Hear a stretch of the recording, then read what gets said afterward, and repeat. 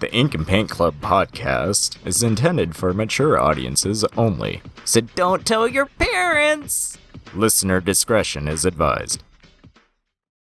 With the glass ceiling broken, all the oppressed groups shall prosper, especially the most oppressed group of all, gamers.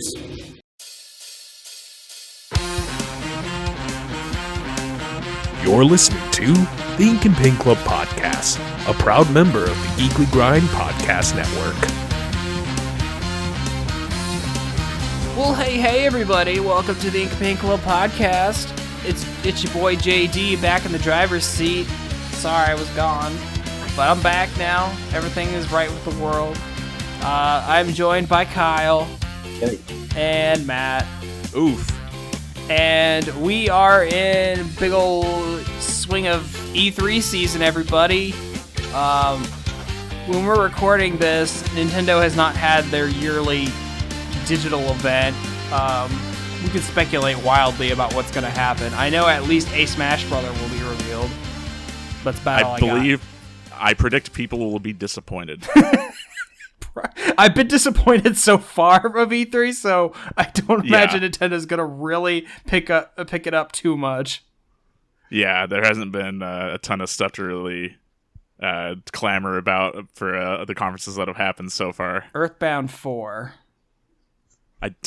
Good luck with that. No, the Earthbound series is dead, everybody. You should know that by now. Shigesato Itoi said as much. You gotta leave it to the fans. That's true. They made their own Mother 4. Yeah. Anyway. So in the spirit of E3, we decided we were going to take a look at some Nintendo shorts. Matt expanded that out to also some Sonic animated shorts since they've been doing a couple over the last couple of years, which have all been very, very nice, and I enjoy them. Yeah, because it's all done for, like my criteria here was that it had to be shorts produced for the means of... like they're not cutscenes or anything. Right. Like that's the stuff that was produced like outside of the games. Like even though they're tied in with the promotion material for the games. So it's like as far as the Sonic stuff is concerned, like a lot of stuff's for Sonic Mania Plus and Team Sonic Racing. For the Nintendo stuff, it's promoting like I think Pikmin 3, Yoshi Woolly World or Yarn World or whatever the hell that game is. Icarus Uprising. Star Fox Zero. Yeah, and then we're talking about the one Pokemon short too. I don't know. That's technically Pokemon's like a weird. They always have like some shit happen. Well, I don't know that one's particularly for any specific game. Couple days ago. Yeah, they just put out. Well, they've technically okay. So we're talking. So what Matt's talking about is the PokeTune thing they put out. They had put out one last year that was like this rubber hose thing of like Mimikyu and Scraggy. And I guess they put out one before the one they just put out a couple days ago, which was like the girl and her Nidoran. They put out another one that was like about Pancham. I didn't watch it, but I guess it exists. Is that like a cartoony one though, or is no? I watched like a couple, like maybe like 20 seconds of it, and it's like it's almost like storyboards because there's no like real animation. Is just kind of like still image to still image, but it's like half animated. I don't know. It's weird to describe. Yeah, I mostly just I threw that one Pokemon one in there just because it is like a rubber hose styled one. And it's so different from all the other Pokemon animation that we get. Like I know they put out like you said, there's the one that came out like a week ago, but it's like styled after like the animated stuff. I'm just like, that's all. So whatever. We'll talk about those, and we've talked about Pokemon shorts before. I know we did the Generation shorts, and I know we talked about the Origin series back when that came out, so go back and listen to those. Okay, so I guess we can go ahead and get into our big list. We can go ahead and talk about start. Sorry, what, Kyle? So we don't have to. Oh, okay. I mean, okay, that's the episode, everyone. Thanks for right, listening. You can catch us on Discord and Facebook and Twitter, and thanks for watching. Yeah. Okay, so we'll go ahead and start with the Pikmin shorts. So, Matt, you were saying that this was for Pikmin 3 about when these came out? Because I think this in 2012. I believe so. It's weird because the uploads that I found, I think they're straight from Nintendo, but they weren't uploaded until last year.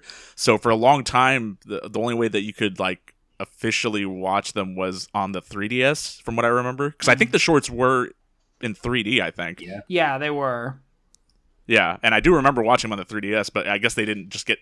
I think they officially uploaded them because they did the port of Pikmin 3 on the Switch, as I believe was what the tie-in for that was. That makes sense. But now that's making me wonder, because I know that there's a Pikmin game for the 3DS, but I don't believe the shorts were produced for that. Hey Pikmin came out like a couple of years ago. Yeah, okay. Yeah. Because I mean, there's characters in Pikmin 3 that aren't shown at all in these shorts. So I was a little, I wasn't sure. Yeah, these shorts are kind of reminiscent of Pikmin 1, I'd imagine, because it's just Olimar. Yeah, and I think the only reason why you know that it's definitely sometime after Pikmin 1 is because Olimar has the whistle attached to his space helmet. I don't think it was originally like that. Right.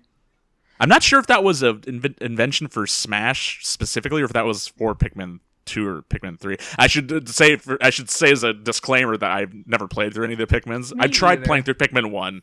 I tried, but I didn't gel with it too much. I'd be down for trying it again, but yeah, it's not a series that I'm too familiar with outside of the Smash representation. I played Olimar a lot in Brawl, and then they changed them for every game after that, and I was like not that big a fan of playing them.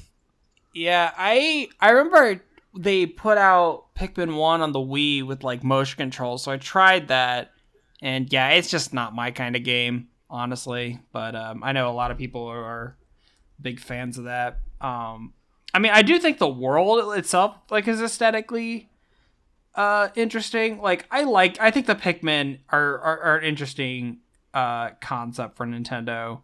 And just like having these shorts just kind of showing them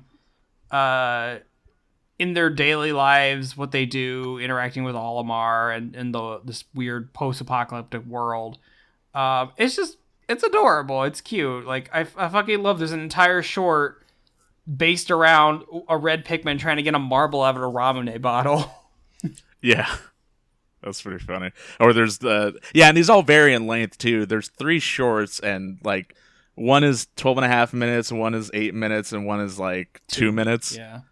Yeah, and then like the 2-minute one is like a very quick sort of like kind of like a horror like short.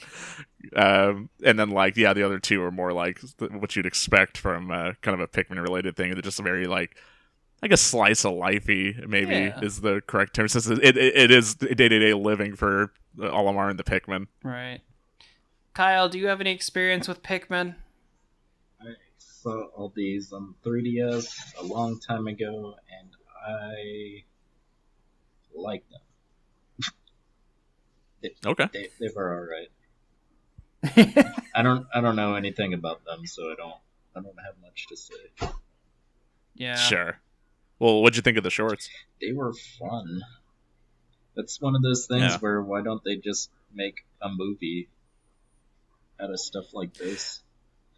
So yeah, I feel like a lot of this stuff. Well, maybe at least as far as Pikmin is concerned, and the Yoshi stuff that we'll talk about, it's a lot of like there's no talking. It's all like pantomiming, and they do make sound effects and stuff. But yeah, there's no like dialogue, but they do a lot of like body language and expressing. So kind of get the. I definitely think Pikmin works in a short form. Like honestly, the occupational hazard one, the one that's like 12.5 minutes long, I thought that was kind of pushing it. But like the little 8-minute one where they're trying to get the bottle out, I think that was like a good length. It just showed the Pikmin on a like a silly little adventure, and I think that's kind of what would work. What I think works for it. It's just like these silly little things, these silly little vegetable creatures, just doing dumb shit. And yeah, like I could be like totally down for like more of these little shorts. I don't know if Pikmin would lend itself to a full movie or whatnot. Pikmin would make a great. Like, if they were trying to think of any of the other properties for that supposedly still upcoming Mario movie that they're doing, Illumination is doing, if they were wanting to, like, kind of pick any other series to do, like, a short in front of the movie for, I feel like Pikmin. would Oh definitely yeah, lend itself dude! pretty Like well. put a fucking like a 10-minute Pikmin short in front of the Mario movie. That'd be adorable. I'd love that. We need a dinosaur office short in front of the Mario movie. Jesus. But no, these are. But yeah, these are the cute. actual style is like done in the actual games, which is not the same for a lot of the other stuff that we'll be talking about. Like this is done not in engine, but it looks like the games. Yeah, I mean, for 2012, this is actually like really pretty good animation. It's still good, but we just have better animation now.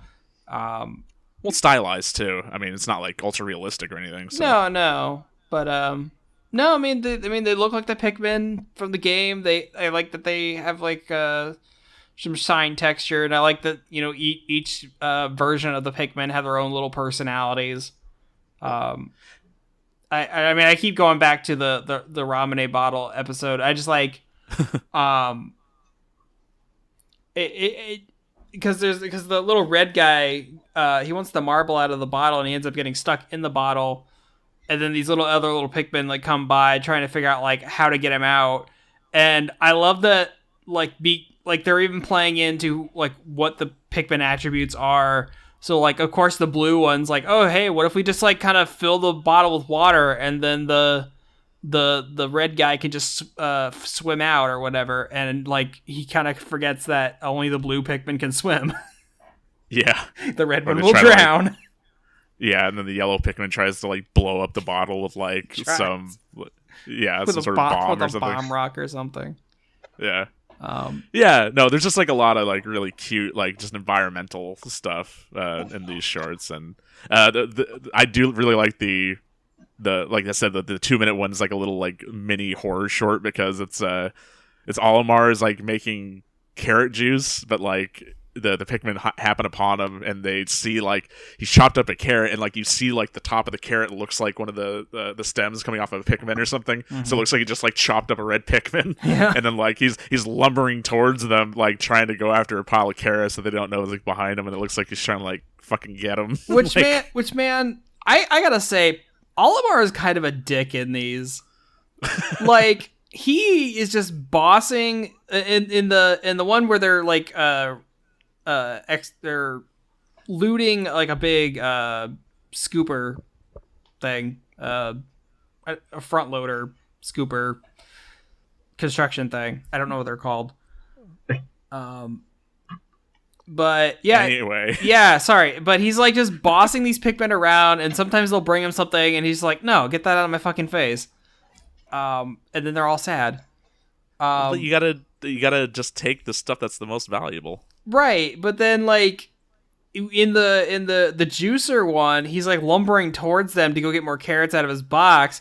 But when he gets to the carrot box, he just pushes the Pikmin out of the way, grabs his carrot, and goes back about his business. Like, doesn't even acknowledge that they're there. They're just in the way. And I'm like, these guys literally die for you. Like, you could show them a little bit of respect.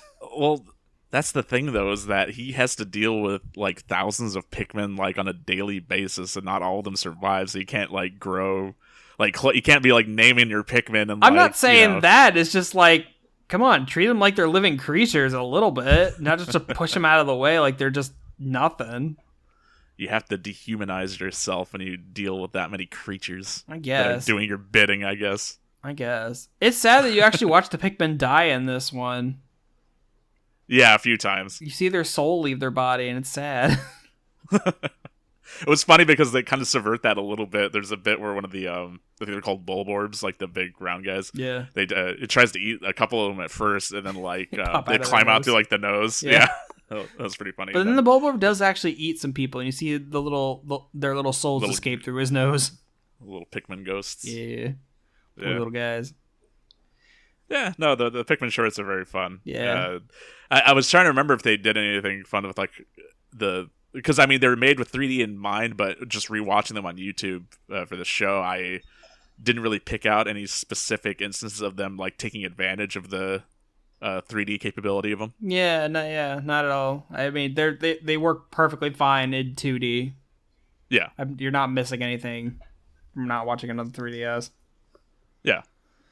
Yeah. Speaking of the 3DS, So, man, Nintendo really wanted Kid Icarus Uprising to be a thing. I feel like I've only played a little bit of it. The soundtrack is banging. I'll give it that much. But like, man, they put Sakurai put so much work into like revitalizing Kid Icarus, and like I honestly think the control scheme is probably why it didn't take off as much as they wanted it to. You have to play the game with 3 hands in order to enjoy. More or less. Yeah, I mean they released a whole like attachment for the 3DS. It's got a kickstand to so you play can put it, your 3DS on it, so you can don't have to hold it. Well, it was also the Circle Pad Pro was like a direct sort of response to it too, wasn't it? Yeah, a little bit. Only certain games use that, because I know like Metal Gear Solid used that too. Did Kid Icarus use it? I don't know. It was only like I should try. 3 fucking games used it, and then they released the XL like maybe a couple months after. It was kind of stupid. Yeah, like the Circle Pad Pro is kind of like a stop measure. Yeah, it's like a well, no, was it the XL that introduced the second analog stick, or was that the new Nintendo 3DS? It was the XL. The new Nintendo 3D. Yeah, the new Nintendo 3DS is what had the little nub. Yeah. No, that's right. It was just a nub. It wasn't even like a full ass analog stick like the Circle Pad Pro. It's a fucking IBM ThinkPad nub. Hey, I mean, whatever works, I guess. I've never used. It's weird. I have a new Nintendo 3DS. I have a Majora's Mask one that I've never actually opened or used, but so I've never gotten a feel for one. But I'm sure that works for some people. You know? You love it. Yeah, Kid Icarus Uprising. I've never played it. I do own it technically. I got like right around when they were stopping Club Nintendo, like some years ago. I remember I had like a bunch of points saved up, and I had enough for Uprising on the 3DS, and so I claimed it. And I do have it downloaded, but I never played it just because I've always heard complaints about the control scheme and stuff. So I'm just kind of hoping, and like we mentioned, we're recording this and the Nintendo conference hasn't happened, but because they've been porting a bunch of stuff to the Switch lately, I'm kind of hoping that Uprising is a game that they're going to be porting to that. Because I would love to be able to play through it like, you know, like a definitive version that's like, you know, takes advantage of the Switch hardware and like, you know, the controls and everything, and like just does the game justice, because I would love to play through that game. Yeah, I think Kid Icarus would definitely benefit from a Switch port. I feel like that's a never ever, but it would be awesome if it did. I feel like it's more likely than some other Nintendo related sort of, you know, dream things, you know. I mean, like, you know, JD was joking about earlier, like it's more likely than a new Earthbound or something. Right. But yeah. Oh man. But yeah, so for Uprising, Nintendo put out 3 different shorts from all different studios, of all different qualities. Yeah. And I think these were also only available on the 3DS and have not been officially released because the quality versions we were watching on YouTube are not the best quality, but yeah, you know, take what you can get. You make do. Yeah. See, I don't know about you guys, like, I really like the one about Palutena and all the vegetables coming to life, but like I didn't really care for the other 2 just because like they're of weird quality. I think the super anime one with Thanatos was the best one. I like Thanatos. Like, yeah, as far as the 3 shorts are concerned, I do agree with you, JD. I think the Palutena's Revolting Dinner, or whatever it was called, is at least my personal favorite. Mm-hmm. And then, yeah, the Thanatos one I would say is like, you know, my second favorite. And then like, because those 2 are like the more long form ones. Those are both like around 8 minutes long each. And then there's the one with Medusa, which is only like 2.5 minutes or something. And it's just like a lead into the game, basically. Yeah, but that's the one that the quality is like a little weird on, because with the Palutena one, that one's done, I believe, the same studio and style and everything that did the like the Palutena reveal trailer for Super Smash Brothers 4. Right. I think it looks like the same thing anyway. And then you got the Thanatos one, which is done almost in engine. Yeah, it's done like in the same style as the actual like in-game stuff. Which is kind of why I don't like it, because it feels so lifeless to me. You know, I mean, I thought it was funny as fuck because when these came out, I really liked the Thanatos one, and for some reason they gave him an Ed Wynn voice. I was gonna bring that up. Well, it's just fucking wild. But then I swear it was like maybe a couple months later, Wreck-It Ralph came out. And King Candy. Oh, King Candy. It was a great year for Ed Wynn, let me tell you. I guess so. But yeah, I feel like those two shorts, the 8-minute ones, are definitely entertaining. And then that sort of like 2.5-minute Medusa one, the quality on that one's just very strange. I don't even know really how to articulate like for one thing, there's voiceover, but there's no lip syncing or anything. They just sort of have narration, I guess. Right. Even though they're supposed to be the characters talking on the screen, and I don't know, the style just differs from. It doesn't look like the anime style that the Palutena one has. So it doesn't look like the character art, or it doesn't look like the in-game stuff. So it's a weird like sort of like the black sheep of like these three shorts, because it's shorter than them, and it's a style that's not synonymous with either aspect of the game. So, and like you said, it's just a lead up to the game too, and it's super short, so it's just not, whatever, Right. But like I think like I could see the like going off of the Palutena one, like I could see Kid Icarus like working as like an anime. Like I just, even that in that small amount of time, you see like Pit going out into the world, leading the Sky World army to go fight the vegetables. It just like I could just see it being like a goofy like kind of gag anime. Something like occasionally Pit has to go like actually fight something, but like a lot of times it's just goofy shit that they do. I mean, if you've ever played the fucking game or even heard the Smash Brothers stuff, it's goofy as shit. So exactly, like I could get down with that. Like I like goofy anime sometimes. Something akin to like the Kirby anime or something. Maybe not that child centric. Well, no, not that childish, but just sort of like gag related. Yeah, exactly. Yeah. Something that's just to relate it to another Nintendo property that did something similar. When are we gonna talk about the F-Zero anime? No one talks about that. The which anime? F-Zero. Oh yeah. I kind of forget. That was on the Fox box, if I remember correctly. It sure was. I kind of forget that exists sometimes. It's the one time you get to see the Falcon Punch like in action outside of Smash Brothers. Yeah, that's true. Yeah, I mean, like, it's already been mentioned several times. This episode's just about like short form stuff, but I mean, who knows? Maybe in the future we'll do like a big E3 extravaganza next year when probably it's back to normal E3 stuff in front of live crowds and like big, gaming demonstrations and stuff. Maybe we'll cover like some more. I have had a request for Kirby Right Back at You before, so maybe. Who knows? Maybe. Leave it down in the comments on the YouTube video. Which Nintendo or any other video game shows would you like us to talk about that we haven't already? Let's talk about the Bob Hoskins Mario movie. For God's sake, I will look for any opportunity to do that. But they just released a rough cut of like a director's cut of it. Hell for God's sake. We're going to talk about that movie in place of talking about the actual animated Mario movie when it comes out. I swear it'll happen. Everyone keep me to that. Well, there's actually I swear from like the late 80s or like the early 90s, there is an actual like animated Mario OVA. Yeah, it's like a fairy tale thing, right? Yeah, it's like Mario and Luigi get sucked into the video game and yellow and blue Luigi. Yeah, I think it's I don't know if it's officially, but there's like an alt skin in Smash Brothers for Luigi that like is kind of the same color as that anime. So I don't know if that's like a reference that they put in, but who fucking knows? Could be. There's a Mega Man OVA too, which is really fucking awesome, but they made it educational.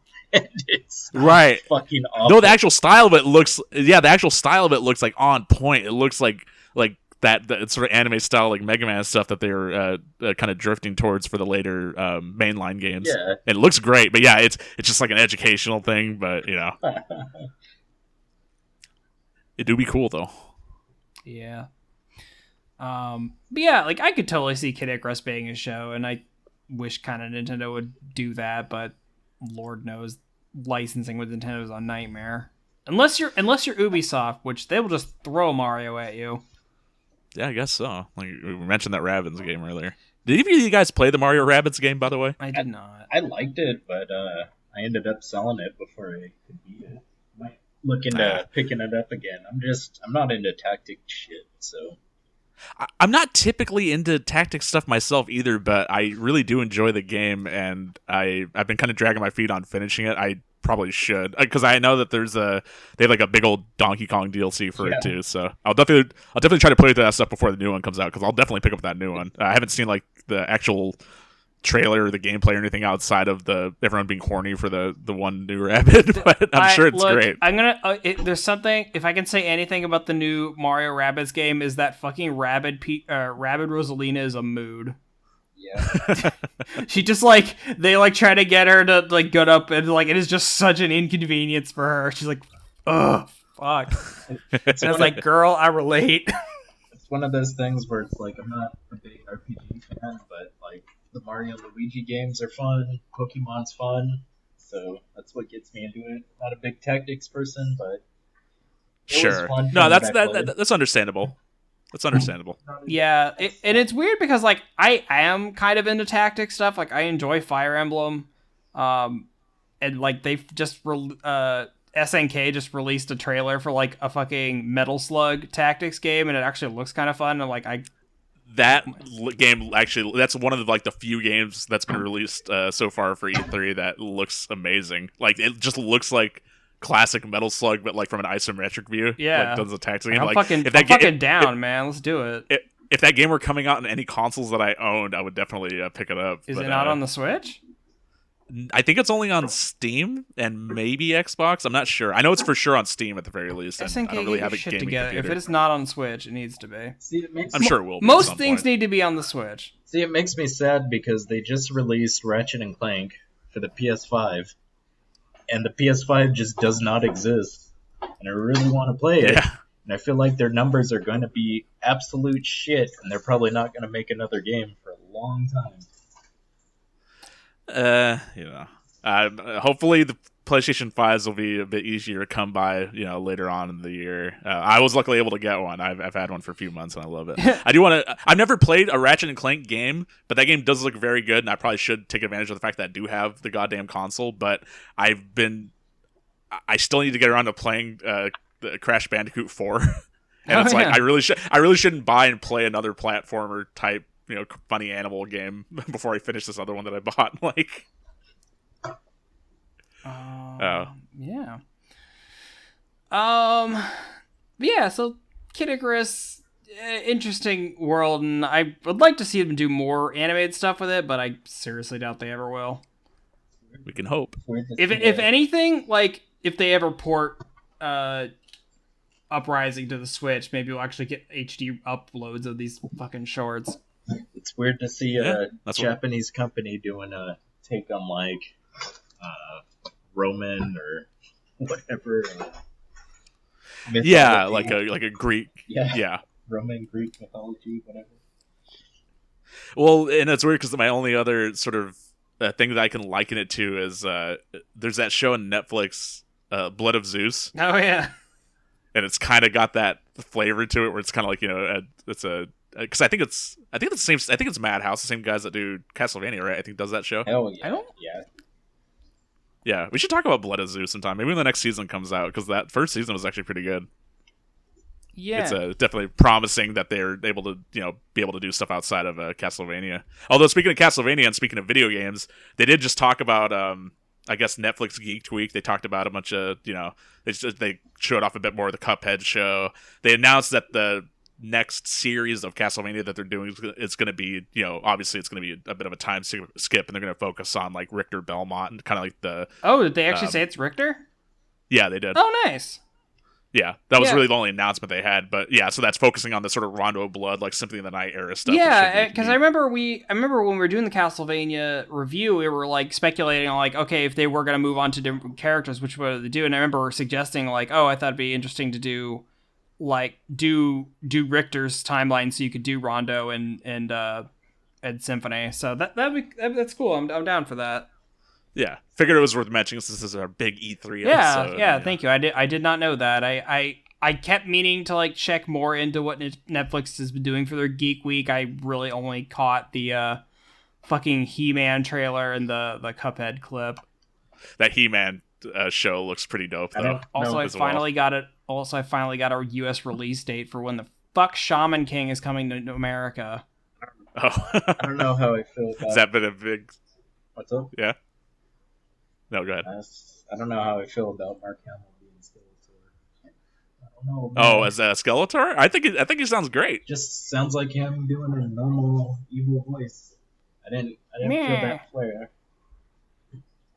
I think it's a good fit. I mean, yeah, it's definitely not the same, like, yeah, He-Man, but no, I do too. I swear the most recent one even kind of dipped into that too. With the voice. The early 2000s one they did? Yeah. I swear it okay. did that too. But speaking of other stuff, the Ubisoft conference where they're like, yeah, we're making a movie on a video game. Just maybe played into the joke where we're making a movie on a video game you've never heard of. Yeah, but it's like it literally is a video game that nobody heard of. So what's the fucking point? It's a VR movie, like a VR game. No one gives a shit about that. Well, see, and that honestly, you can take a lot of creative liberty that way. If it's like a property that no one really knows or gives a shit about, like you can kind of do whatever the fuck you want with it. Then. Yeah, that's true, but it's just fucking dumb.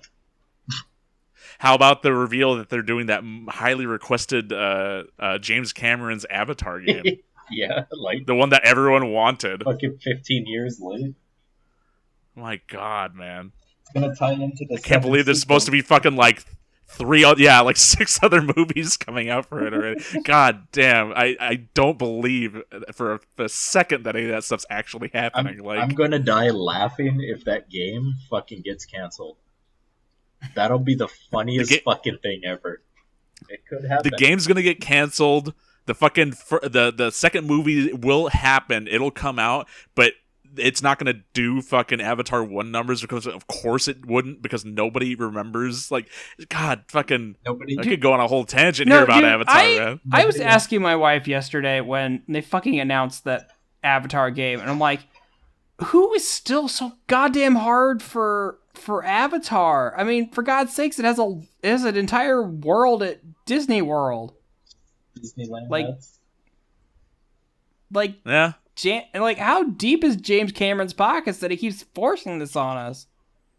I mean, pretty deep. I mean, it's like ocean deep. We're getting a Indiana Jones thrown at us too. So yeah, that's true. Yeah, that as well. Yeah. Yeah. Anyways, going from one game with horrible control schemes to another, we can talk about the little animated intro movie. It's not like for the. It's a short that leads into the events of Star Fox Zero, which, man, that was another game that like Nintendo really was banking on, and it just like did nothing for them. Did you play Star Fox Zero? I did not. Did you, Kyle? Did you play any Star Foxes?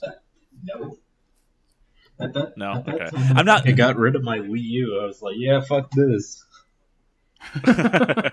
You probably made the right call. I mean, a lot of the notable stuff got ported over. Did they package that with another game too? It was like Slippy's Revenge.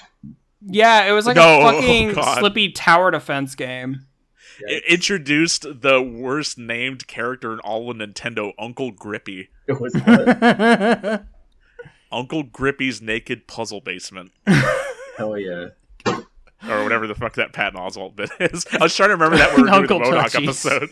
Uncle Touchy's naked puzzle basement. I would say Uncle Grippy's naked puzzle basement. Well, it's weird because I barely remember it, but I remember there was an E3 like back around when the Wii U was coming out that there was all these like tech demos that were like said that they were supposed to be in like becoming full games. Like it was like Project Giant Robot and Project Guard. And the fucking Slippy game is what Project Guard turned into. It's like, it's a tower defense, but you're watching everything through a series of security cameras. Yeah. It's weird. Tower defense. But then, I mean, that's just a side. Would Five? Yeah, I guess Five Nights would have been out by that time. Yeah. Yeah, maybe it was a direct sort of rip on that. Yeah, I don't know. Weird. But yeah, I mean, that's just an aside. There's an actual like Star Fox game that's attached to. Although I guess nobody likes it. Apparently, that's what I've always heard. Yeah, apparently the control scheme having to look from the gamepad back up to the TV and back again apparently was too confusing for a lot of people. I've heard from some people that like once you get used to the control scheme, it's actually a pretty good game. But like, I mean, it's just remaking Star Fox 64 for the third time. Oh yeah, because that is more or less what the story for the game is. It is just rehashing Star Fox 64 again. Well, I get it because the last two times that they tried to do anything new with Star Fox, when they did Adventures and they did Assault, nobody liked them. Well, I mean, it's not like you have to rehash the same story. I mean, it's just like give them that gameplay, but maybe a different story. But like literally, the Star Fox game before Zero was fucking 64 3D. Isn't it? Star Fox Adventures wasn't even supposed to be Star Fox Adventures, wasn't it? It sure wasn't. It wasn't, but it is. Yeah. So it is. Yeah. It is because Nintendo said it had to be. It's a good reason why people didn't like it, I'm guessing, because it wasn't Star Fox. Right. Yeah, they just had the little tacked on like R-wing sections that are basically like nothing from what I've seen. Yeah, isn't it weird that the most recent Star Fox game is them releasing the long missing Star Fox 2 for the Super Nintendo, on the fucking the SNES Classic and the Switch Online. I think it's on there too now. Yeah, it is. It's so weird, like that they actually like went and released that game. Like they didn't have to. I tried playing NES Star Fox. It is so archaic that it is like, at least for me, near impossible to play. But so yeah, this is a weird short. It's just fucking the intro to Star Fox Zero, like the intro to the events of it.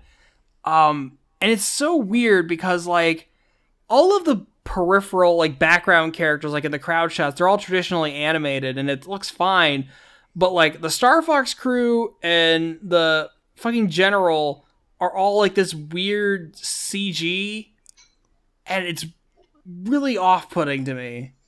I was going to say it's proto B-Stars. Yeah, pretty much. I don't think the style looks bad by any means. In fact, when you were talking about how Kid Icarus would lend itself well to like a show, I was going to bring up that I actually really enjoy this this sort of this intro to Star Fox Zero. I feel like if they wanted to do a whole show just based on retelling the event, instead of having redoing the game for the third time, just adapt it to a new medium, because I really like what they did here.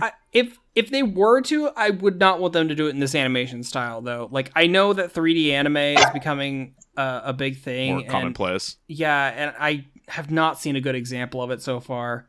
But like if they did like a traditionally animated Star Fox show, I'd be down for that. It births so many goddamn furries, but well, yeah, but then there's also there's an independent effort to have a Star Fox animated show with Frederick Fox doing his own sort of like, for a long time, like it was supposed to release a Star Fox animated series, but then I think it got hit with the cease and desist and had to retitle it to a Fox in Space. And there's only one episode out so far, and because it takes so long for him to do the episodes, but I mean they're quality enough that it's like I feel like that second episode should be coming out like hopefully sometime this year. But no, if you want to like check out like a Star Fox animated thing, go look up a Fox in Space on YouTube, because it's amazing. Yeah. I've been following that dude's work like for years, ever since albino black sheep. So like early, like mid to late 2000s, like. And it's been cool to see him like kind of pick up in popularity from doing the show. I don't see why stuff like this gets a cease and desist from Nintendo or whatever. I feel like stuff like this can be covered under parody law or whatever.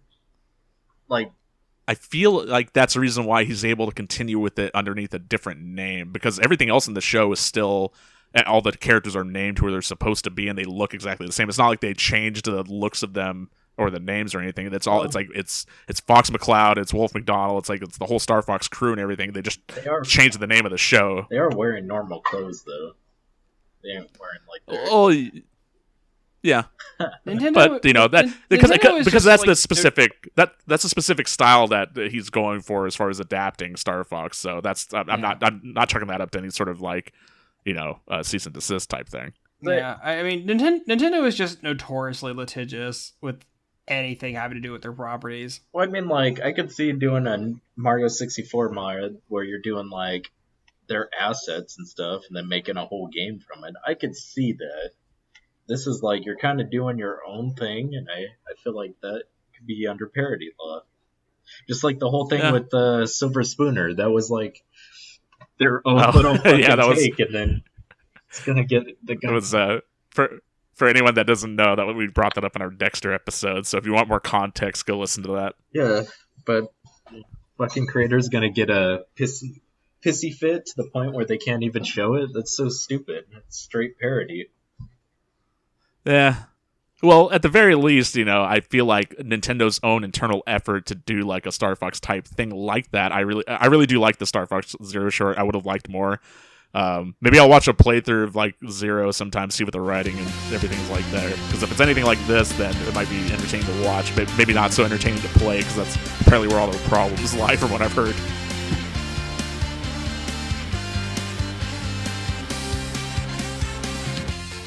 Jeremy Snow here, owner and editor-in-chief of The Geekly Grind. I'm interrupting your awesome, regularly scheduled programming to ensure that you know about our Geekly Grind podcast network, of which this show is a treasured member of. If you haven't had a chance to check out our site, you can do so at www.thegeeklygrind.com, and while you're there, check out the other members of our steadily growing podcast family, including the anime-centric Blake and Spencer Get Jumped, discovering new heroes and comic book keepers with Chris and Lance, exploring the vast universe of geekdom with Geeksploration, or of course appreciating animation's finer details with the Ink and Paint Club. Escape your weekly grind at The Geekly Grind.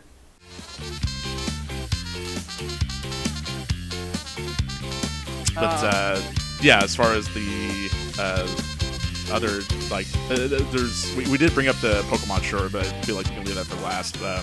The other one that has like a number of shorts is the Poochie and Yoshi's Woolly World shorts. Okay, so I had never seen these before, and I just want to say these are goddamn delightful. They're very adorable. This, like, fucking anytime, like, I mean, it's just, I mean, they literally just put armatures in the Woolly World amiibos. So it's just like these three Yoshis and a Poochie amiibo just doing stupid shit and on a desk in a house full of crafts and stuff. That is goddamn delightful.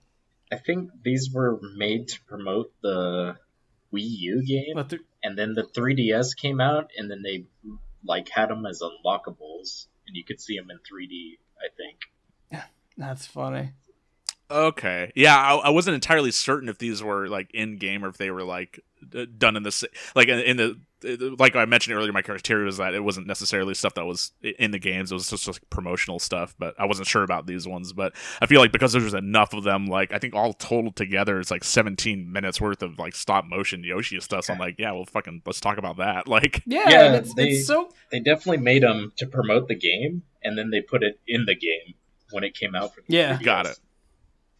Okay, so it's kind of like when they did when Smash Brothers 4 came out and they had all like the reveal trailers like in the game, like that was all stuff made to promote the game, but that wasn't necessarily in the same sort of way, I guess.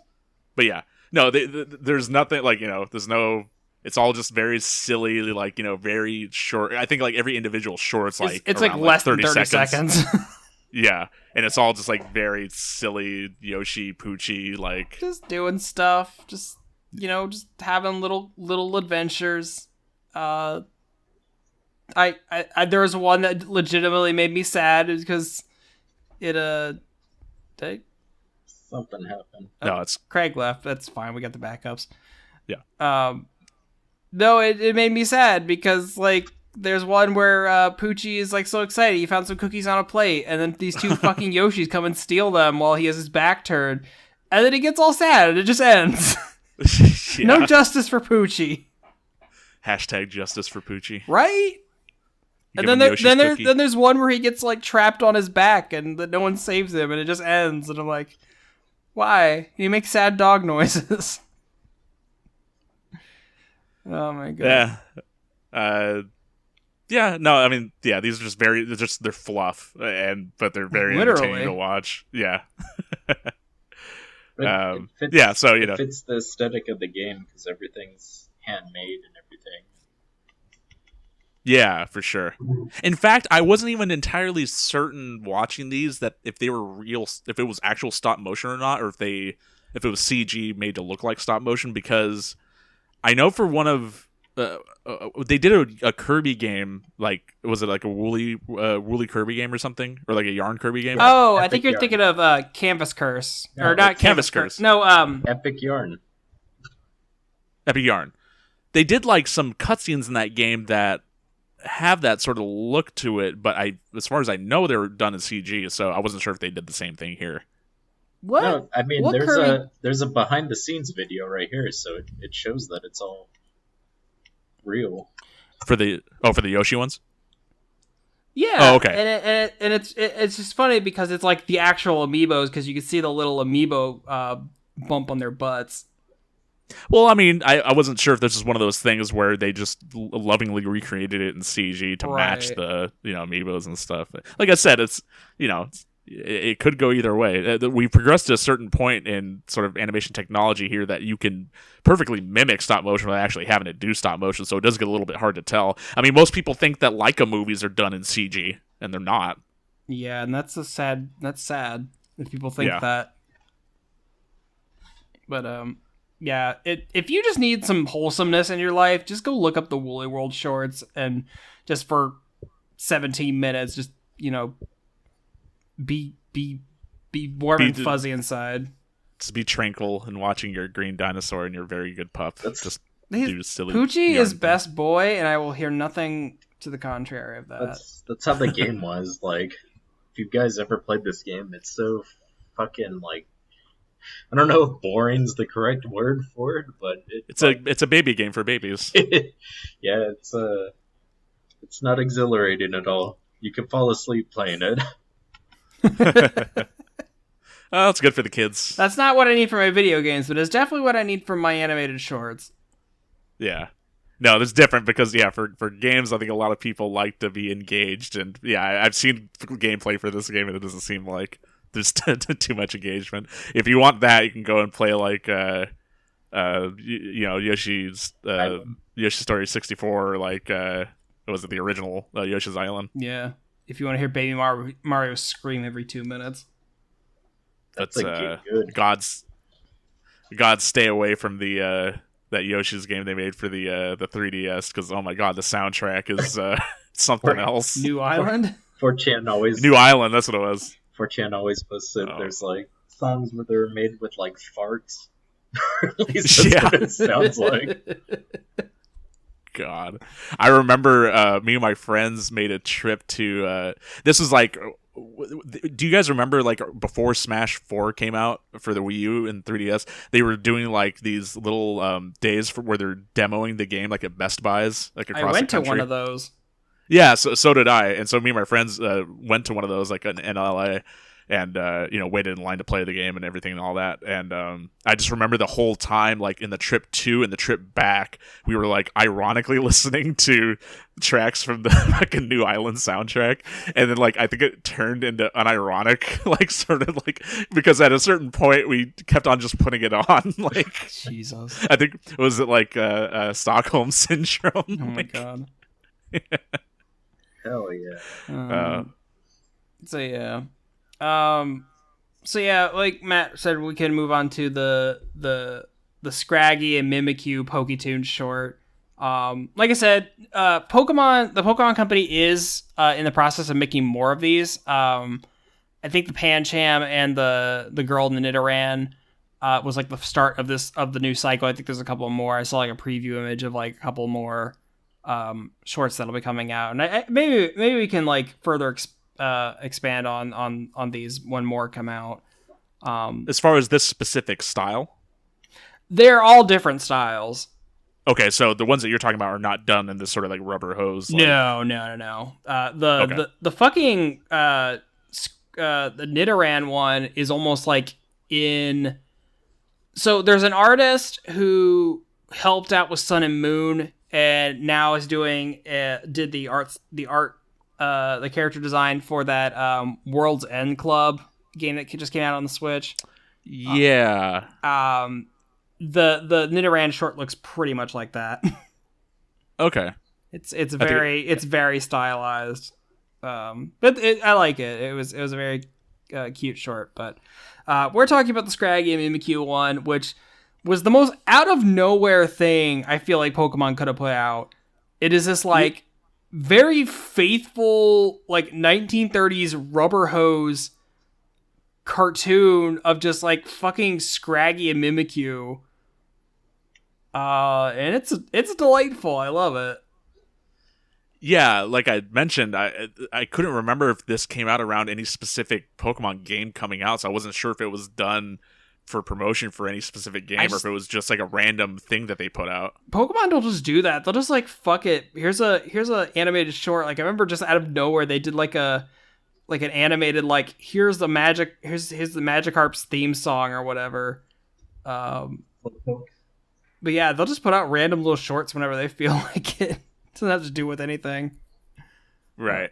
I mean, it's only the biggest media franchise on the planet. I mean, they can just do whatever they want. Yeah. And I mean, I'm glad they did this because I mean, it's a pleasure to watch. You know, it's only like 4.5 minutes long, but you know, they just to see like these two Pokemon characters done in this style in this sort of like harkening back to this era of cartoons is very entertaining. I mean, it's just very like Tom and Jerry. Like, yeah, I mean, you just watch the fucking scene where Mimikyu puts it, or where Scraggy puts his head out of the window of a train, and he's just like getting whapped upside the head by passing power poles. Yeah. And I'm not gonna lie, that's when Scraggy puts his head inside his little skin pants, he kind of looks like an uncircumcised penis, but ugh. Well, I brought it up. Yeah. No, this is flippin' cute. Kyle, what do you think? It was flippin' cute. I mean, yeah, it's a pretty, I mean, like in a much different way than the Yoshi stuff, but yeah, no, it's very entertaining to watch. I was kind of hoping they were gonna have more shorts like this of them like trying to just do different like pairings of Pokemon and stuff and just throw them in these situations and just like kind of have fun with it and stuff. But I mean, the other part of it is I guess it's cool that that they're kind of diversifying and trying shorts in a bunch of different styles, I guess. Mm-hmm. Kind of like what we were talking about earlier with like the Kid Icarus stuff. Sometimes it works, sometimes it doesn't. Right. But I mean, this one absolutely works for sure. I would love for them to do more stuff like this. Hell yeah. Well, I think that does it for Nintendo, but let's talk about Sega. And when I say Sega, I mean Sonic. Because Sonic is the only thing Sega does now, aside from Yakuza, basically. Pretty much. I mean, they do little things here and there. Hey, like, man, they do. They just put out Virtua Fighter 5 again. Yeah, again, I was about to say, because it's like they do like remasters and stuff. Like they, what was it? They remade one of the Monkey Ball games for the Switch, or I guess for other consoles too. From everyone who's a Monkey Ball fan that I heard from, is they remastered the wrong game. That's what I'd heard too. It's unfortunate. And then they just said that they're going to remaster Sonic Colors, which is like one of the actually good 3D Sonic games. So good job, Sega. Well, yeah, and I mean, that one was just stuck on the Wii, so... It was. Now it's like on an actual console now, so I'm fucking down. Although, since we were talking about disappointing sort of like E3 stuff, they did a Sonic Central, which was like just Sonic specific like announcements from Sega because celebrating the 30th anniversary, I guess, this year. Yeah. And it's funny because I actually track how old Sonic is because I think Sonic the Hedgehog 1 came out on the Genesis in Japan on the same day as my birthday. So I think me and him technically share a birthday in that regard, which is pretty funny. Yep, that's how I track how old I am, is by how old Sonic is. But yeah, and because that was a couple weeks ago, so it's not technically E3, but we're kind of lumping it in here. But that was another sort of disappointing other than colors coming out, they're like, hey, we're making a Genesis collection that actually has 3 in it. Yeah, but the thing is, I think they've shown that the Sonic 1, 2, and CD are all the Taxman versions, like the sort of remade versions they did. Mm-hmm. I don't know that they've officially confirmed that the version that they have in 3 is a redone version or not, or if it's just the straight up port. The thing that I'm worried about, because apparently the reason why they've not been including Sonic 3 in these collections and stuff is because of the issues with the soundtrack. Mm-hmm. The disputes with like the Jackson estate, I guess. And hopefully that's something that they've worked out, because if they replace the songs in that game, then that might be a deal breaker for me. Ooh, yeah, like Sonic 3 has a really banging soundtrack, so yeah, it is what it is. You can't get rid of Angel Island and Ice Cap. No, yeah, fucking Ice Cap is like the... It's like best song in the game. Anyway. We have a couple of Sonic shorts. So let's go ahead and just start with the best one. So when Sonic Mania Plus was coming out, they did like a series of shorts of just like, they have a connecting narrative where it's basically just like Eggman trying to collect the emeralds and powering up Metal Sonic, but it's just very goofy. And I think what a lot of people responded to is it's done by Tyson Hess, who also did the intro to Sonic Mania, and who also does the other 2, not the Sonic Werehog short, but the other 2 that we'll be talking about aside from this. I didn't know he did those too, but as far as I know, he did. All I can say is I want more. I want a whole show out of this version of the Sonic characters. Like this style, this like classic Sonic style, the way that Tyson draws it, is just so charming, and I love the fucking expressions and poses and everything that they do for this, that like I want more of this, please. Yeah, no, it's great. It's just to see this the classic style adapted in this way, because it's very much I think I've talked before on the show how much I really enjoy the Sonic OVA, which is unfortunate because I joined the show after you guys had already talked about it. Yeah. But yeah, no, because it even like it takes a lot of influences like from poses and like that sort of thing. Like they take some stuff from the OVA. It's mostly stuff from the games that they kind of do like references to, like direct references. But yeah, it's the closest thing that we've gotten to something in that style as like, an animated thing. And so, yeah, I really loved them. And yeah, they're pretty goofy for the most part, but like near the end there, they kind of get into like, kind of more serious, like, fighting stuff. But, it's mostly dominated by sort of just like kind of lighthearted, goofy sort of interactions between Sonic, Tails, Knuckles, Mighty Ray, and Eggman. I fucking love Knuckles in these shorts. Like, I love that he's carrying his Master Emerald off, and he like puts it down, and he's just like very like trying to guard it like as well as he can, and as like he like fucking jumps on it and has this weird goofy ass face, and then like right at the end where the like Metal Sonic is like powering up with the Master Emerald, Knuckles just comes busting out from the ground, punches him in the face, and walks off. Yeah. I that's the one thing that I really enjoy about Tyson Hess becoming the sort of like the creative lead for like all this stuff, is that because he, Tyson Hess is not like, before Sonic, like he was a well-known webcomic artist and stuff, and he did like boxer hockey and other stuff, but his most his most well-known stuff is fucking like a Sonic like parody comics, and like to see him actually move on to do like stuff for the actual company for the games, like, and to see him sort of canonize like his version of Knuckles, like, because even in his parody comics, like Knuckles is exactly the same way that he is in these shorts. He's like an angry little gremlin. I think I love him. I think he did like Archie comics too. Like he did a bunch of comic art. Yeah, that's right. That was actually he did that stuff before he.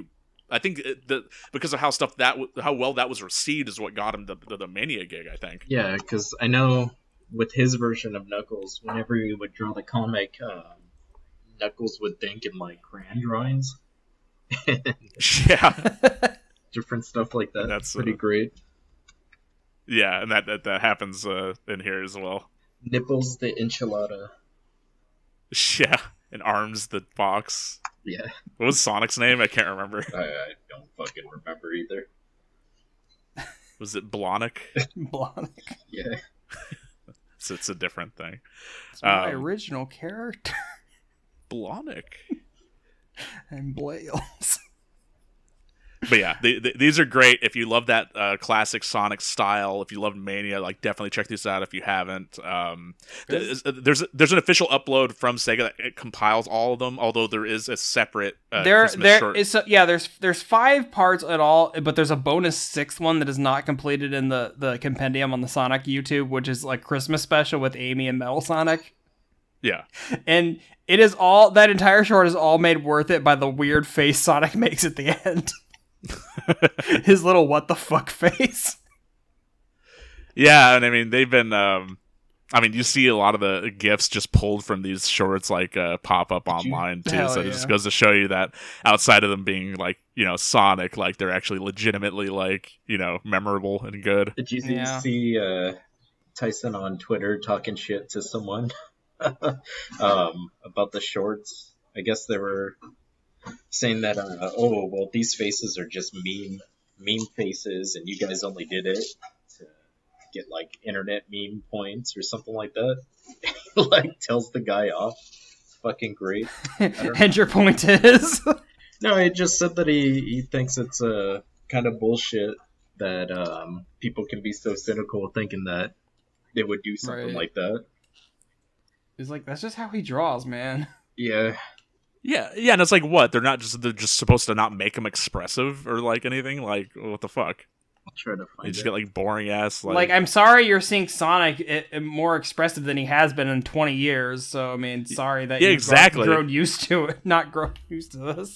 Well, because the other thing too, I'm not sure if it's widely known knowledge, but Sega has I'm not sure if they still do, but they had a very strict sort of guidelines for how Sonic is represented. I know this was at least the case for the comics, but I imagine it extended to the games as well, about how, he couldn't be, shown to lose, he couldn't cry, he couldn't emote too heavily in that fashion or something. There's like actual like stuff you can look up like that outlines all this stuff, and it's really interesting.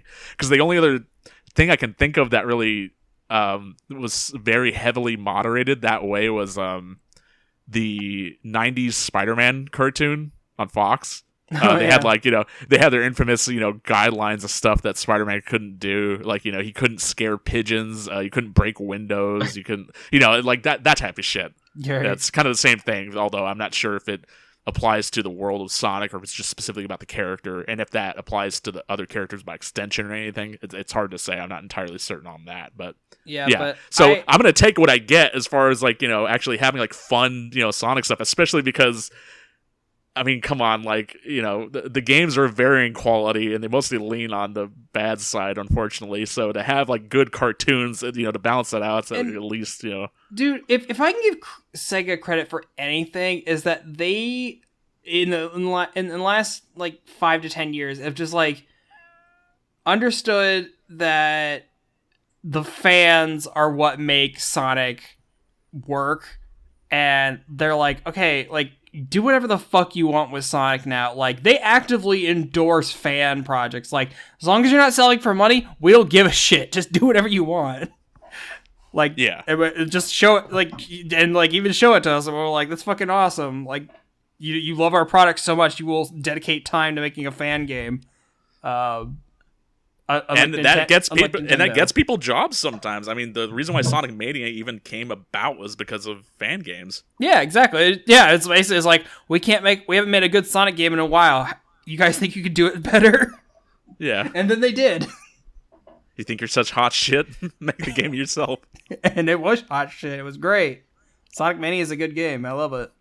It's great. It's arguably the best Sonic game in like the last like 20 years. When was the last like Sonic Adventure 2? It was like what, 2001? Yeah, like 20 years. I mean, it just yeah. I mean, I like Sonic. I like colors in Generations. Yeah, like I said, I mean, as far as universally sort of, regarded, there's, like I said, they're of varying quality, in the last, like, 20 years, but, that people have their favorites and stuff here and there, but, And that goes to the cartoons, though, too, because, I mean, Sonic's no stranger to animation. He's had a number of shows, aside from these shorts that we're talking about, and those even, like, you've got, like, Sonic Boom, which is the most recent one, which is, everything I've ever seen on that show is hilarious, and I'd like to check it out earnestly. Mm-hmm. But then you got like Sonic Underground, which is just awful. And then, you got Sonic X, which is like, your typical, anime Sonic stuff. I've heard that, from what I remember watching that as a kid, it's fairly decent. But then you got like the 90s style, like, the Adventures of Sonic the Hedgehog and, what was the other one? The third Sonic show. Oh, Sonic Sad AM was what they call it. Yeah. Was it just called Sonic the Hedgehog though? I think it was just called Sonic the Hedgehog, but like they call it Sad AM just to like differentiate it. Because it was so weird having two different Sonic shows on at the same time. Yeah, and because they were totally different styles too. Because you got your goofy, a gag show, and then you've got like your actually like a story driven like grim dark like show. Yeah, and then we just don't talk about Sonic Underground, except for how bad it is. No, we should do we need to do a big ass like Sonic like animation episode, or like like a week or a month or something for it. Like, oh lord, just sit through every Sonic animation ever. Yeah. But I guess we can move on to the other like Tyson headed Sonic thing. So Sega put out Team Sonic Racing a year or two ago, and they did a little 10-minute short to go along with it. It is just the Sonic characters racing in their little cars, with just stupid little gags happening. It's entertaining, it's fun. No, I like these just as much as the Mania shorts though, and because different cast of characters aside from. I mean, they don't have Mighty or Ray in there, but they have. It's so, as opposed to the Mania, which is all classic design stuff. This is all modern stuff. It's all like Sonic Adventure onward type stuff, and you got like Shadow, Rouge, D102, like the Chows, the Amy, Big, and everything. They were still on merch from these shorts too. Yeah. They had, I really sorry. They had a T-shirt, I think, that said like "I like frogs" or something. Whatever Big the Cat had. Yeah. They were selling merch of that. I thought that was awesome. Yeah. Give me a Froggy shirt. Well, yeah, it's just funny. Like Eggman has a little robot that's like selling merch specifically to get Big to stop racing, and then he immediately changes it to merch that like appeals to Amy and the Chows. Yeah, like the black market from the Sonic Adventure games. Right. It's funny. I really enjoy this. I think they're just as good as the Mania shirts for like different reasons. Yeah. And they're absolutely worth checking out too. Yeah. And then you've got... Well, speaking of Sonic Adventure, Sega made good on a fucking poster that was in Sonic Adventure 2, I think. Yeah, it was like Chow's in Space. Chow in Space, man. We finally get our fucking Chow Star Wars parody. Yeah.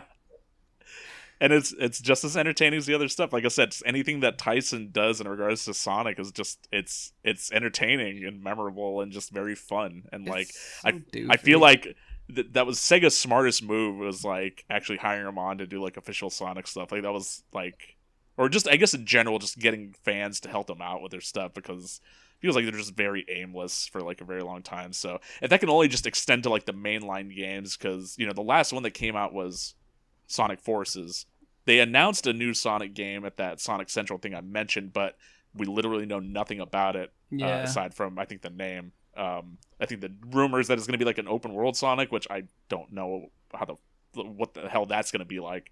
Right. But hopefully they're able to, because they've taken so long now, like I think this might be the biggest gap between like mainline Sonic games. Like hopefully they've learned some things and they're able to take sort of the criticisms to heart and, kind of, rope in, support from their fan base and stuff like they've been doing for the Mania and like the animated shorts and stuff, and hopefully it just makes the product better for it. Lost World count as a mainline game?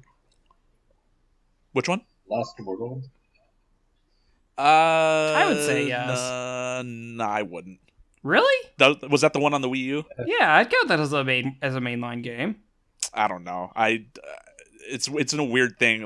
I feel like it's as mainline a game as like the Sonic games are on the Wii, like the Black Knight Chronicles. I consider Black Knight and Secret Rings also mainlines.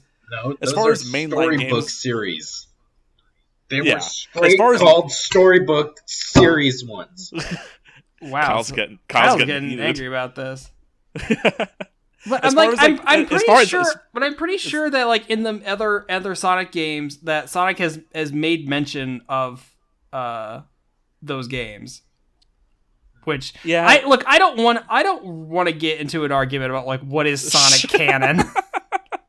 Who's the Sonic person on Dustin's server? I feel like there's someone that was I don't know anything about there that. Was this, they were like answering every question. Let's get him on there. Right. I don't know. As far as like mainline Sonic games, I would consider obviously the Genesis games, CD, the 2 adventure games, Sonic Heroes, unfortunately Sonic 06, and then past that point, like what Unleashed, and then Forces, and then everything else is just sort of like and like I said, it doesn't even matter. Colors and generation between colors and generations as well. The big games actually happen though. Those are canon. Yeah. But like I said, canon doesn't even really fucking matter aside from Forces where they actually bring back like old villains and stuff and all that. But yeah, talking about mainline Sonic games is different from when you're talking about like mainline Mario games because that's a very set sort of like. Yeah, I'm not getting into that. Just like when Galaxy was like something that happens only every 1,000 years, and then Galaxy 2 comes out, and it was like, and then this came out, and it was 1,000 years later too. Kind of makes you think. Oh, really? Something weird like that. I'd assumed that Galaxy 2 was just a revised version of Galaxy 1. I don't understand that. It had a whole different hub and stuff. It was different, man. I unfortunately still haven't played any of the Galaxy games, even though I got that Mario collection and I have Galaxy 1. Galaxy 1 is great. Why isn't Galaxy 2 on there? They never ever said why. Because Nintendo is dumb. They're very strange. Probably not enough memory. Didn't they have like soundtracks and all this kind of bullshit on there too? Yeah, nobody asked them to put just fucking like the soundtracks on there. If I could have taken like having another game on there or having all the music on there that you could play outside of the games, I would take the game. Yeah. Because then wouldn't the games like? Well, I guess they wouldn't all have like sound tests. Because they're gonna sell. Because there will be a 3D collection 2 that's gonna fucking have Galaxy 2 and like 3D Land. They'll find a way to sell it to you. Don't get me wrong. Twisted. Can't even say that because they just released 3D World. It would have to be 3D Land. That's what I said. No, you didn't. You said World. I will play back the tape. I specifically said 3D Land because I was talking about the 3DS game. Anyway. Feisty. We got a little bit off a tangent here, but anyway, the short of what we're saying is that any of the Tyson Hess directed Sonic animation stuff is amazing, and go seek it out. It's all great.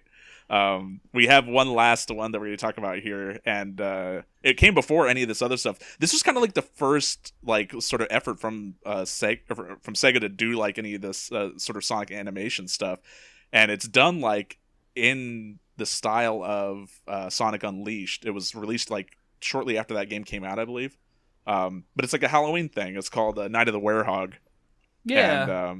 Yeah, no, and this short's amazing. Like I remember everyone just like loving the short when it came out and wondering if they're going to do any more animated stuff like this, but we didn't get anything else until like the Sonic Mania shorts, and those were done in that particular style, which is fine, but it would have been nice to get a few more like this, because the doing it like in the CG style and having it be this expressive, and like, you know, you could have one criticism being that it's specifically related to Unleashed, and like, you know, it has, what was his name, Chip there, and like it has the whole Werehog gimmick in there, but aside from that, like, you know, having the ghosts and like the, you know, taking the photographs of like trying to scare everyone and all that, like, you know, it's a very fun short. And everybody wants to wife the ghost girl. Right. That was the other big thing people took away from it at the time. Yeah. Okay, so I need to ask, does anyone else think that Chip looks like a fucking Dr. Seuss character? Nope. Maybe the Illumination movies or Fox movies. Yeah, maybe like an Illumination Dr. Seuss character. If you're talking specifically Illumination Dr. Seuss, yeah, I could definitely see that. I don't know. It's always bothered me. But no, like this short's like really well animated. It's fucking goofy, but yeah, it deals with the goddamn Werehog, which is among many Sega's missteps with Sonic. I don't like get Unleash is half a good game. The Werehog is not in the good half. I've never played it, so I don't understand why he's a Werehog, but also he has like a less elasticity like powers. Yeah, what is that about? I fucking love the design of the Werehog. It's just it kind of sucks the whole. It made it like a beat 'em up. Because I was the design is great. I do like the design, but as far as like if that has any sort of like presence in a Sonic game, like as far as the way that they implemented it, yeah, I don't think so. I had an action figure of it when it came out. It was fucking awesome. And then I sold it for like $200 because I never. Oh my god! I never took it out of the box, and yeah, I guess it was super rare. NRFB. Yeah, seriously. Bring back that old chestnut. Yeah. But yeah, no, this is just another quality Sonic short. Hopefully, they just keep on coming with these, even if. Yeah. At least this one kind of makes sense, because it's like they literally took it's like, okay, Sonic turns into a werewolf. Okay, we'll make it spooky and Halloween-ish. So at least in that sense, it works. But yeah, thematically it does work, but it's just a weird like out of the blue thing still. Like they got to a point in the games where they're like, what can we do different with Sonic that we haven't done yet? Oh, we could turn him into a fucking werewolf. The Werehog, I'm looking at it right now. It looks straight up like Crash Bandicoot. Just like it's built and everything. And that's another thing, too. Apparently, what was it? As far as naming conventions, Werehog should mean man-hog, right? Isn't the were part of werewolf is supposed to be man-wolf, right? Right. So, you're talking man... He should have turned into like a weird human hedgehog hybrid to take advantage of that name. Hogwolf. And they gave him cleats. It's so fucking cool. It's a great design. Where did the cleats come from? It's just when to make him he look transforms. Cool. Look at I get it. His ears are all spiky and shit. It's to look cool. The reason why they did that was because they could have his gloves burst off so he could grow claws, but there's no way they're gonna give the fucking fan base fuel by showing Sonic's feet. Yeah.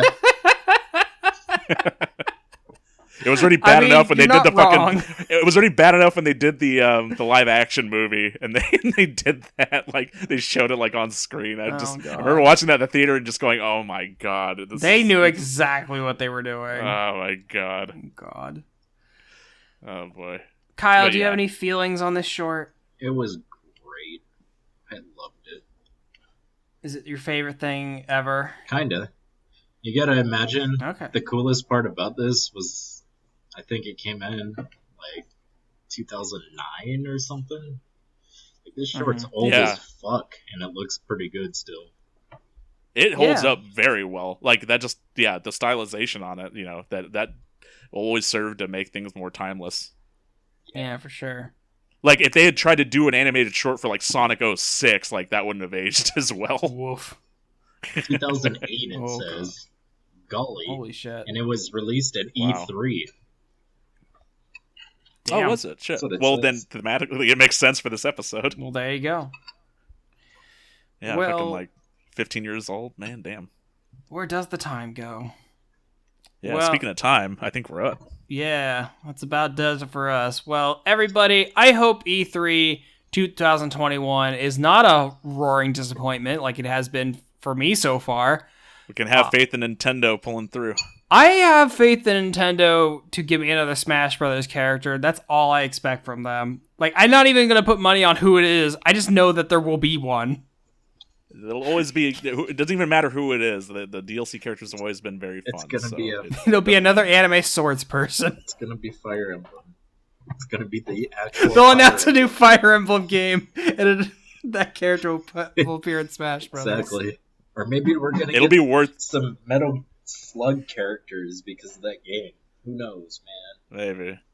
I mean- It'll be worth it if they do another Fire Emblem character just to see everyone on the internet fucking explode. Like, that'd be worth it. Look, I honestly, I have 3 characters that I would want to see. I'm kind of pulling for in Smash. I'm either pulling for Crash because everyone's made a solid enough argument for it. I would want someone from Puyo Puyo because I thought they could be interesting, or I want someone from the Tales series, but I don't think we need any more anime swords people. So we'll see if any of that comes true. We'll see. We're getting Yeah. Crash, Rayman, and Shantae all as one fighter. Okay, sure. Just They're be- nothing alike, They're but just gonna be whatever. piggybacking each other. Yeah. If that's one way to get them all in the game, go for it. Yeah. We'll make it work somehow. All right, everybody. I hope everyone's doing out there, doing all right. Stay safe, and we'll catch you next time. Later. Thanks for listening. You can find all the links to our social media pages in the episode description. Follow us on Facebook and Twitter and join our Discord. You can listen to us wherever you get your podcasts. The Ink and Paint Club is happy to be part of the Geekly Grind Podcast Network. We'll see you next time.